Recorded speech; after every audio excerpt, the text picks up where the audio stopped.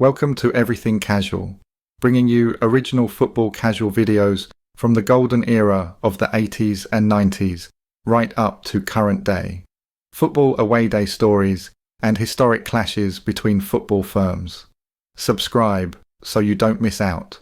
We upload videos every week. When I had that trouble with Massey's firm was the most feared in the Northwest. Yeah, they had kids in that firm that being shot above the waist just started to come out.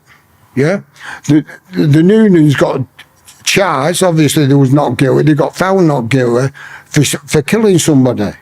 Right, they got charged with that, acquitted, rightly so. Now, but after that murder, nobody knows who done it. After that murder, people started to forget about getting legged off. People started to get shot above the waist. Yeah, so everyone accepts that. Everybody now, because even the drug scene started to come out, people started to sell weed here, there, and everywhere. Right now, this firm, Massey's firm, was that ruthless. They even went to a guy that wouldn't sell weed to beat him up. The guy wasn't at home. There was a wallpaper man putting wallpaper up. They killed the wallpaper man. That's how barbaric this firm is. Right? So now this is the firm what I'm going against, and half the people hated him. Now I've got a problem with this firm. Then all of a sudden, from the biggest menace in Manchester at one time, these club owners are coming to me, saying to me, would I bar this firm from nightclubs? Now, if I've got this firm coming to me, I'm thinking, well, why not? Why not earn something? Why not get myself out the house without the missus going on at me? Yeah? So I can then get out, be out to 4 or 5 in the morning, no problems. So that's what I did. I started to bar Massey's firm from most nightclubs. And that's where the door was, the Manchester door was, where the Manchester door was everybody against me. This video is all about the Manchester United mob called the Men in Black and one of their main faces called Paul One Punch Doyle. But it also crosses over into the criminal world too, as the two are linked. So a massive thank you to friend of the channel, Underworld UK, for making this video. Please check out their channel if you're into true crime, UK characters and gangs. Let's jump into the murky world of Paul One Punch Doyle. The criminal subset within United's firm was about to get bigger. The catalyst was Paul Doyle, who around this time was involved with a major European crime gang. Police believed their activities included, among other things, the smuggling of large amounts of contraband. A pivotal moment occurred with what became known as the Rip. The European firm were apparently taken for several £100,000 worth of cannabis, which the Salford contingent then refused to pay for. The criminal Mr. Biggs blamed Doyle and his partner, Graham Boardman. They threatened to kill them both if the money was not paid, but it wasn't. What happened next has passed into Underworld legend. Boardman was lured to Spain under the offer of another drug deal, then apparently abducted by a large number of heavily built men. It's believed that he was then tortured to death. His body has never been found. According to the crime cartel, Doyle was next. With a death threat hanging over his head, he faced a dilemma. Many of his associates among the Manchester crime fraternity had dealings with the same European gang and were in a position to betray him for the right price. So he turned for backup not to the underworld, but to the people he could trust, the football hooligans. This is what Paul Doyle had to say. I'd had a reputation as one-punch doily since me and Paul Massey hit Manchester in the early 80s when I was 21. We are talking about the city, which is the Chicago of England, and I made me mark. By the mid-90s, I was involved in a top, organised European firm whose base was Puerto Banos on the Spanish coast. The Yugoslav mafia was involved, and the main lads on the Costa del Crime. Football was just me pleasure. We were all lads in our 30s, and each one of us had that nagging wife, and we could say to them, we are going out to the football match, and we are coming back at 3 a.m, and as far as the wives are concerned, we are travelling all day. Then one of my partners gets killed. The situation I had was, who do I turn to? Do I go in hiding, or do I turn to the Manchester gangsters I know, each of whom could be bought? I realised that the people I can turn to are those I know best, and what I had around me was the football hooligans, who don't know gangsters. They live in different worlds. You can talk about Manchester Mr. Biggs, but the football hooligans didn't give a fuck about Mr. Biggs. When you hit nightclubs, gangster or no gangster, nobody takes guns in. So if anything happens, it's not down to shooters, it's down to whatever weapon comes to hand. And the hooligans were as good at that as anybody. In Manchester at one stage, the police put up roadblocks at weekends to search for guns and knives, but the most common weapon was the Budweiser bottle. And sometimes at night, we'd have 70 guys in Henry's armed with these bottles. I couldn't put a figure on how many fights I have had, because we are professional fighters. We can have 100 lads running at us, but we know we'll stay there. So if any hired scousers came for me, sent by the Puerto Banos crew, they will have seen me with 70 lads there, and they've got no chance. Any cockneys, the same story. Openly, I'm standing solid with the biggest firm in Manchester. A division had us higher up on the board than any proper known villainry firm, and the lads were 100% strong behind me, and no firm could cross us. When I first met them, a lot of these were 9 to 5 workers, married. Half of them got divorced the first year, and every one of them gave up the jobs.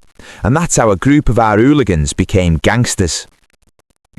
Yet even surrounded by his football firm, Doyle was a target. In April 1997, a large contingent of United lads travelled to Amsterdam for some recreation before heading to Dortmund in Germany for a European Champions League semi-final. Amsterdam, as well as being one of the most beautiful cities, is a centre for international organised crime, in particular drug trafficking. The cartel that Paul Doyle had upset had many influential contacts in the city, and by going there, he was putting his life in grave danger. Our plan was to hit Amsterdam and then go to Dortmund. 40 of us got a flight. Some of the people on the trip, gangsters, were working with the Puerto Banos lot at the time, while a couple of others who should have come on the trip cancelled. I've still got problems with people wanting to kill me, and when I go to Amsterdam, I'm walking into the devil's den. As long as you are not Dutch, the police there are not bothered. At the airport, me and Ashley are told we are not welcome in Amsterdam and are ordered to sit with 14 United fans waiting for the plane back. But we wait until their backs are turned and jib through Schiphol Airport in the mayhem. We are in Amsterdam and the night comes. 50 of us are in this bar and I'm sat on the pool table, half drunk and bored. Then a kid comes over being loud, a 6'4" Dutch cloggy. I said, "Who the hell are you, mate?" "I'm number 1 Ajax hooligan." "Is that right? Meet number 1 Manchester United hooligan." I picked up the pool cue and hit him over the head with it. Then he grabbed the other end of the cue, and me and Ajax's number 1 thug are having a tug-of-war with the cue. Eventually I said, "Keep the pool cue," and went in with me fists.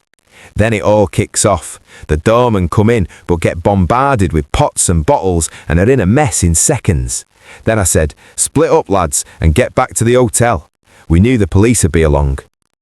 We leave the bar, and with Wing and his brother and one of the gangsters involved with the Puerto Banos lot. Down a little alleyway, I see a police motorbike turning in. I had a black leather coat on and knew they'd be after the one who'd started the fight, so I gave it to Wing's brother and said, "They'll be looking for me, you wear the coat and sit over there." We get to another bar. The police come walking in with one of the doormen from the fight and point straight away at Wing's brother and arrest him and put him in a van. We all had our hands checked and then were told to go. But as we reach the door, one of the other doormen realises they have got the wrong guy. We leg it to the hotel before they can catch us. I say to everybody, "Look, they are going to ask him what hotel he is in and they are going to come back and arrest everybody, so we need to split for a while." The others are saying, "You're paranoid." 100% I was paranoid. I'm a villain and I know how the police work. Anyway, at 1 a.m, I'm back in the room I'm sharing with a lad called Beb. I get a phone call. "Hello," in a Dutch voice. "Is Paul Doyle there?" I think it's the Dutch police. He's not here, I reply. I've changed rooms with him, but I'll go and get him. Give me 5 minutes.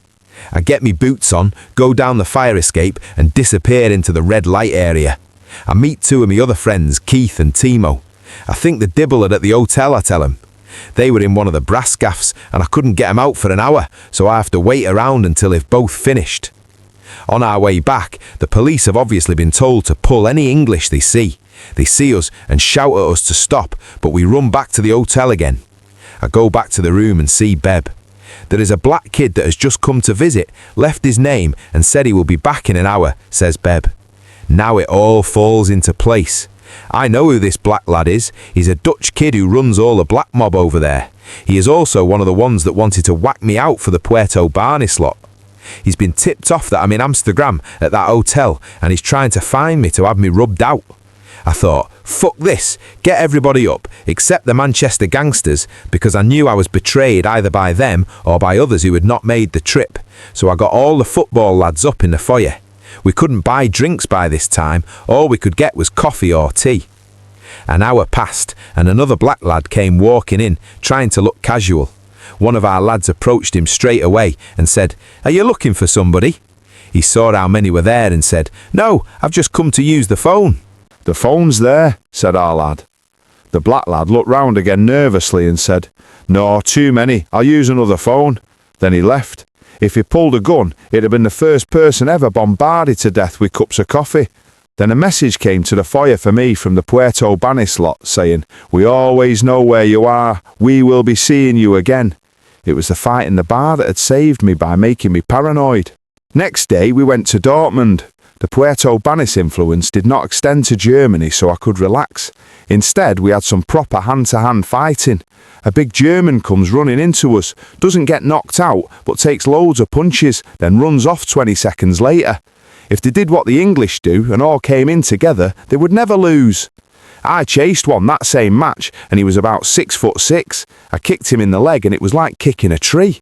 I was thinking, why is he running? He's massive. Then we were at the ground and 2 coaches of what looked like the army pulled up and started to get off. I said to one of my friends, "Fuck this, I'm off," because there was 50 of us in a group and we were the obvious target. Sure enough, as I got off, the army surrounded the 50 and took them all away. They had to watch the match on a big screen. The gangster connection would become a big part of United's firm and of its mystique. Other mobs began to hear stories of the Salford mob and it began to have a psychological effect. Fighting fellow hooligans was one thing, but facing vicious, hardened criminals on the streets was something else entirely. Though they wouldn't admit it, few rival mobs really fancied taking on the United hardcore, the big men in the late 30s with hard stares, bottle scars and prison tattoos. Another factor that enhanced this image was their adoption of all black clothing, something they would later become noted for. We used to all dress in black because when we went out on a Saturday morning, a match day, we were not getting back until 4 a.m. Manchester at this time was full of fancy wine bars, often where the players themselves went, and you couldn't get in them in jeans or whatever people used to wear for the match. You would get in though in black jackets and jumpers, so people started wearing that to the match and going straight out afterwards for the night, hence the men in black, but that's all there was to it. We became very well known on the Manchester nightlife scene. We had 90% of the clubs boxed off. We could just walk in with no queuing. People said it was like the film Goodfellas, but they had to get in through the back door. We went through the front and the queue had to step to one side. All the Manchester gangsters knew they couldn't fuck with us, but they weren't bothered because half the hooligans were straight members, so they weren't part of the underworld anyway. The 2 main clubs were Kells and Peruvia. In these clubs, the hooligan world and the gangster world would come together, and sometimes they would come into conflict. One of the football hooligans was Smiley Bree, who was called that because he always had a cheery grin on his kite when he had a fight. On one occasion in Peruvia, a top-ranked United player was in there with a friend.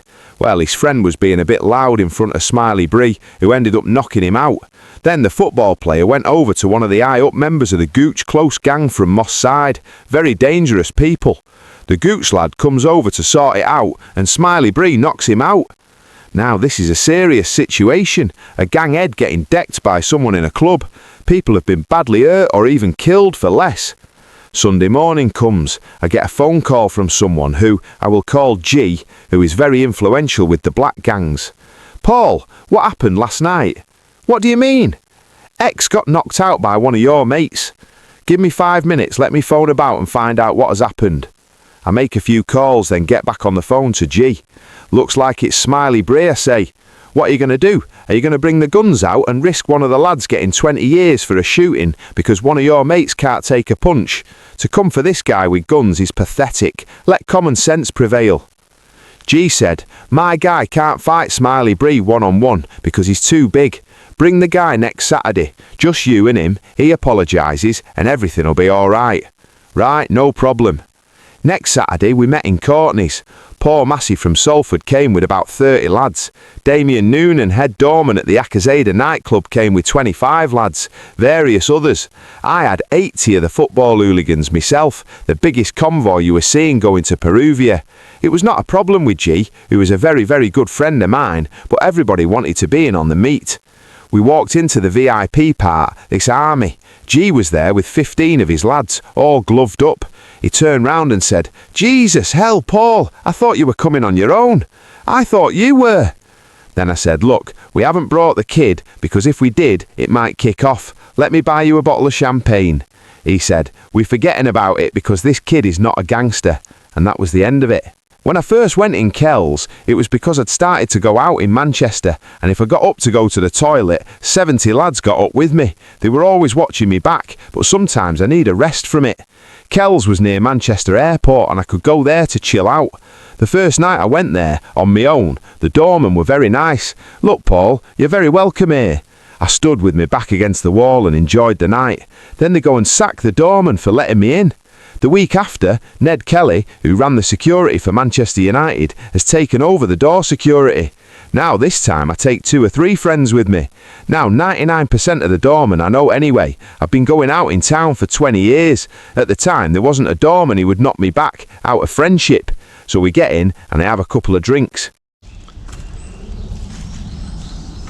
Take 3, as it were. Paul Doyle of Salford, that's OV of Salford. First time I saw Paul, and I'm a Sheffield lad, me, Yorkshire lad, from other side at Pennines. I didn't know who these people were. I'd heard stories of Paul One Punch Doyle. Either hand, ba-bam. I'd heard stories, but I didn't know who he was. So I'm on G-Wing, we're looking for a cleaner. G-Wing was the induction wing. I'm working on healthcare. Healthcare could be a chaotic place to work. Most of the patients, the lads on there, were unwell, mentally unwell. Some medicated, some not. It had its own odour. You know, we get the worst detoxes, even though there was a detox wing. Remember a lad coming off benzodiazepines? The worst detox. Alcoholics, smashing cells, climbing walls, hallucinating, spiders crawling over them. Noisy place. So the lads, we get to work on there, you know, we needed people that could be trusted. We got 2 lads, Jason Lloyd, Jay Dunkley. Cracking lads, you could have a conversation and they get on with their job. We wanted a 3rd. So this lad, he's got long, powerful forearms, you could see that. Like Popeye would have, without the anchor tattoos. He got a face that was, I wouldn't say hard, weathered. Had been up and down the hill a few times, that sort of thing. Didn't particularly carry himself in a menacing way. But me, I'm looking, I'm people watching all the time. Couldn't work out him. Could just see the forearms. He weren't a bodybuilder, I could see that. Anyway, a week later, Paul Doyle, Paul One Punch Doyle, arrives on healthcare. Jay introduced me. We got on like a house on fire. You just click with some people. Yeah, down to earth, family guy, and his family boy. They're successful people. They've not followed him down the chosen path. Incidentally, Paul Doyle is the only person I've ever met, and I've met a few, ask them all the same question. If you could go back, of course they would. They'd all choose different futures. Go away from crime, no prison. Not Paul Doyle. 17, he set out, he had a plan to be the best criminal he could be. No regrets, no nothing else. Lived a fighter's life. He had a reputation. If you've got a reputation, you're going to get challenged. Doorman, people fancy the chances, crime families, all manner of gangsters. A fighter, a real fighter. See, everyone at the top of the game can't necessarily fight. And how he told the stories, for me, was quite humble. He wasn't talking about beating people up or doing this lad in or doing that lad in. Spoke about it in just a really humble way. You know, people tell stories, don't they? They're in a scrap, or I did him or I did them. I just found him very, very humble. But more than that, you know, my two managers, KK and Bradders, talking about them three lads, Paul Doyle, Jay Dunkley, Jason Lloyd, they liked him. They were part of the workforce. I don't know whether you can imagine that. They helped out. Quite often we were locked down, particularly towards the end of my career. So I might be on my own, I can't get anyone out. Lads who were unwell behind the door, stuck behind the door, them three lads would stand talking to them all day. You know, One Punch Doyle stood with some lad, mentally unwell, chatting away to him. The lad won't be making sense, but they'd engage with him. They'd do that. They were kind, they'd help him out. If somebody got nothing, they'd give them shower gels and stuff like that. Make sure everyone was all right. And they looked after the nursing staff as well. They got the backs. I remember one of my managers saying, you know, that possibly, you know, Paul Doyle, one of the nicest people she'd ever met in prison. And that's staff or prisoners. Now, you won't want to mess with him on the out, quite definitely not. And I quite definitely wouldn't want to fight him. Not a chance. But you see a different side to some people. And it's not bringing them down. It's not taking away from their hard man image or anything like that. It's just showing you that some of these people have a human side. You know, they can have empathy and understanding for people who aren't well. And I'll tell you now, some of the lads we had on there weren't well. You had a little Jim on there. Told them me, once they'd done the chores, you didn't have to ask them, they'd just get on with it. And some of the jobs, you know, we had people in cells. The cells were awful. A state, stinking. Just go in and they'd clean them. And they'd look after people, make sure they got clean clothes. But every single day, you're right, boss, can I go in the gym? Can I go in the gym? Of course you can, Paul. Train hard as well. It was only a little CV gym. They'd use bottles of water and improvised stuff to do weight training. Every day, all three of them in there. But this for me was the one thing that sort of made life bearable for me. Association. So that's when you get the prisoners out. You imagine 20 lads, not well, mentally unwell, in a room, pool room, TV. Yeah, it wasn't great. If there was two officers, one would be in the office, I'd be on my own with a healthcare assistant. That was someone who assisted the nurses. A worthwhile person too, very supportive. And them three lads, I'd make sure they were in there and they'd play pool with everyone and engage with people, play cards, chat to lads who weren't well. You know, it was a great time really. I loved my job at that time. You know, there was a lot of trauma, a lot of incidents. It was quite a violent, dangerous place to work. But I always felt safe. When them lads were out and about, I felt like I got back up. Yeah. Like to have a coffee with him one day, still a lot of questions I'd like to ask him. In fact, all three of them lads. They were a good set of lads. They helped me out a lot. They made life bearable, and they looked after the nursing staff. So, Paul Doyle at Salford, of Salford, One Punch Doyle. For me, in prison, working on the healthcare, he was a real gentleman. Just going to leave it there, guys. Thanks for your continued support. God bless you all. We do need to stand together, guys, shoulder to shoulder. Big things coming in this country. Stick together. Thanks for coming. I'll see you.